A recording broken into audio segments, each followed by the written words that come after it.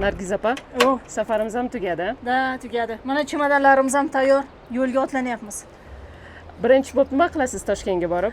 Toshkentga borib, mana shu holatim bilan tezroq bo'lishmoqchiman, yuqtirmoqchiman. Chunki o'ylaymanki, har bitta inson hayotida sayohat qilish kerak, dunyo kezish kerak, mana shunaqa chiroyli, antiqa, noyob joylarni ko'rish kerak deb o'ylayman. Bu men uchun va o'ylaymanki, inson uchun hayotida eng muhim narsa. Shu safardan nima olib ketyapsiz Nargiz opa?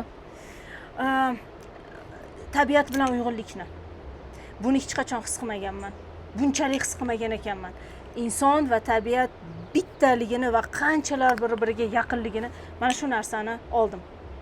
Siz uchun Peru nima bo'ldi? Men uchun Peru bu eng kuchli yanglishlar bo'ldi va eng qiziqarli voqealar aynan shu yerda bo'ldi. Nima berdi Peru sizga? Nima olib ketyapsiz o'zingiz bilan? Juda kuchli yanglishlar olib ketyapman.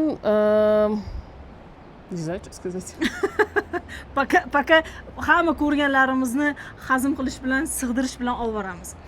Sizlarga ham mana shunday sayohat qilishni tavsiya qilamiz, taklif qilamiz va bizni keyingi nafaqat keyingi sayohatlarimizda kuzatishni, balki o'zingiz ham oilangiz bilan, yaqinlaringiz bilan, farzandlaringiz bilan sayohat qilishingizni tilab qolamiz.